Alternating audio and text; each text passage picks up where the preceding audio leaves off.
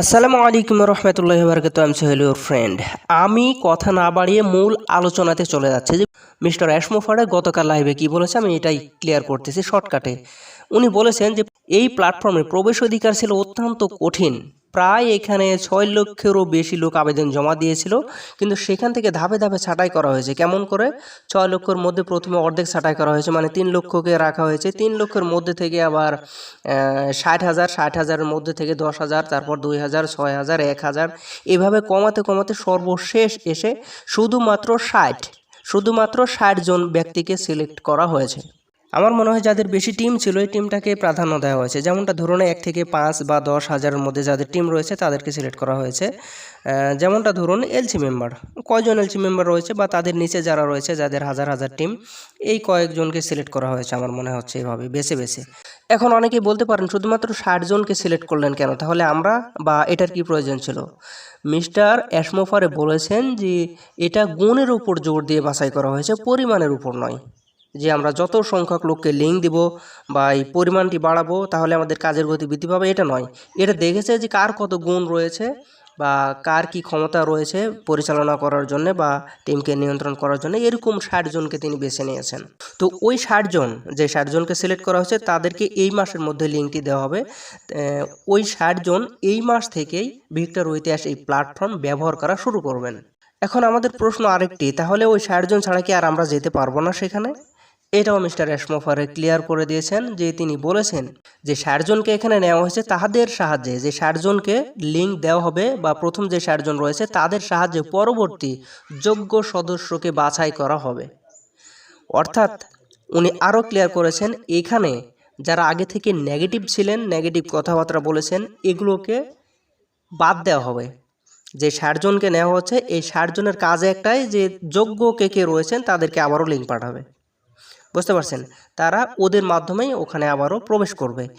তাহলে আমাদের এখন প্রশ্ন এটাই যে তাহলে ওই 60 জন তো অনেক লেভেল উপরে থাকবে, তাই না? জি না, এখানে অ্যাশমোফারে ভালো করে বলেছে যে এই প্ল্যাটফর্মের মূল্য সবার জন্যই সমান থাকবে। এখানে কোনো লিডার বোর্ড নেই, কোনো সুবিধাই নেই এখানে যে আপনি ওর টিমে নয় ওর টিমে রয়েছেন, এর টিমে এতজন লোক আসছে, এরকম কোনো সুবিধা এখানে দেওয়া থাকবে না। এখানে শুধু এটাই দেওয়া থাকবে যে কে বেশি কাজ শেখাতে পারবে, সে শেখাতে পারতেছে কিনা, এটাই। বুঝতে পারছেন? এখানে কোনো সুবিধা নেই, এখানে লিডার বোর্ডও নেই, কিচ্ছু নেই, টিমের কোনো সুবিধাই এখানে নেই ভিক্টর ইতিহাসে। এখানে আবার কঠোর আচরণবিধিও দেওয়া হয়েছে, বাজে কথা বা সমালোচনা করলে এখানে কেউ থাকতে পারবে না, তাকে আবারও বাদ দেওয়া হবে। তাহলে একবার ভাবুন এই 14 লক্ষ ফাউন্ডারের মধ্যে কয়জন সেখানে থাকতে পারবে বা টিকতে পারবে? অনেকে তো এখন যেতেই পারবে না, তাই না? অনেকেই তো রয়েছেন যারা নেগেটিভ কমেন্টে আজও নেগেটিভ কমেন্ট করে যান। ভাই হয়তো আপনারা লিঙ্ক পাবেন কিনা জানি না ভাই। যেগুলো মেন পয়েন্ট আমি সেগুলো নিয়ে আলোচনা করতেছি, আমি ওই সম্পূর্ণ বিস্তারিত বলতে যাচ্ছি না। ওকে, শুধু মেন যেটা আমাদের প্রয়োজন সেটাই বলতেছি। মিস্টার অ্যাশমোফারে আরও বলেছেন যে মনে রাখবেন এটা কোনো ব্যবসা নয়, এটা বিনামূল্যে একটি প্ল্যাটফর্ম যা আমি আপনাদেরকে উপহার দিচ্ছি। এখানে থাকবে না কোনো টাকা, কোনো পণ্য বা কোনো কমিশন। হিসাবটি ক্লিয়ার? এখানে কোনো কমিশন বা প্রোডাক্টস কিচ্ছুই থাকবে না, এখানে টাকাও থাকবে না। ওই যে অনেকে বলতেছে না যে এটাতে গেলে আমরা ওয়ালেটে এই দেখতে পাবো, 60 ডিজিট দেখতে পাবো, এখানে কিচ্ছুই দেওয়া থাকবে না।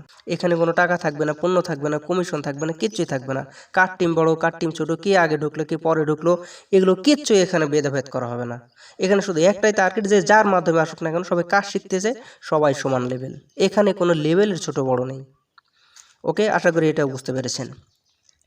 আবারও ওই যে আমরা প্রায় জায়গাতে শুনি বা কমেন্টে অনেকে করে থাকেন সমালোচনা, যেটাকে বলা হয়, মিস্টার অ্যাশমোফারে সেটাও বলেছেন। কেমন সমালোচনা? যে এই যে ভিক্টর ইতিহাস এটা শুধুমাত্র সময় বাড়ানোর জন্য বা সময় টাইম পাস করার জন্য এটা করা হয়েছে। উনি এটা ডাইরেক্ট অস্বীকার করেছেন যে তিনি বলেছেন এটি করা হয়েছে শুধুমাত্র সঠিক সিদ্ধান্তের জন্য, যাতে যেন আমরা আমাদের যে মূল স্বপ্ন রয়েছে সেই ব্যবসার দিকে যেন এগোতে পারি, এই জন্য এটি করা হয়েছে। ওকে, আশা করতেছি এটাও বুঝতে পেরেছেন। এখানে কোনো অধিকার নেই, মানে এখানে যে আপনি যাবেন আপনার কোনো অধিকার নেই যে আপনি অনপ্যাসিভের সদস্য তাই এখানে যাবেন না। এটা যাকে ইচ্ছা হচ্ছে অ্যাশমোফারে দিচ্ছেন। আচরণবিধি ভঙ্গ করলেই কেউ এখানে থাকতে পারবে না, সাথে সাথে তাকে ছাঁটাই করা হবে, কোনো নোটিফিকেশন বা সংকেত দেওয়া হবে না।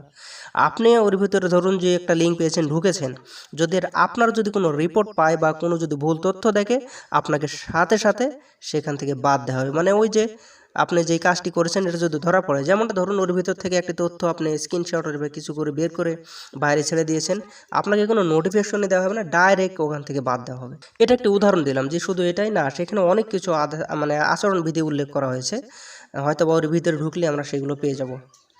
কোনো কিছু তথ্য বা কোনো কিছুর ব্যতিক্রম হলে আপনাকে বাদ দেওয়া হবে, কোনো নোটিফিকেশন ছাড়াই, আপনাকে কিছুই জানানো হবে না। দেখবেন যে আপনি আর নেই সেখানে। একবার ভাবুন তাহলে সেখানে কতজন লোক টিকতে পারবে ভাই। জানি না ভবিষ্যতে কী হতে যাচ্ছে, তবে আমি মনে করি এর চাইতে বেশি কিছু জানার প্রয়োজন নেই। এইগুলোই ছিল মেন পয়েন্ট আমাদের জন্য আপাতত। আমরা ফাউন্ডার যারা, আমরা যারা যেগুলো বিষয়টি জানতে চাচ্ছি, আমি সেগুলোই আপনাদেরকে বললাম এই মূল আলোচনা থেকে। আমাদের এটাই প্রয়োজন, এটাই আমরা জানলাম, এর বেশি কিছু আর জানার প্রয়োজন নেই। তো আজ এ পর্যন্তই। ধন্যবাদ সকলকে। আল্লাহ হাফেজ।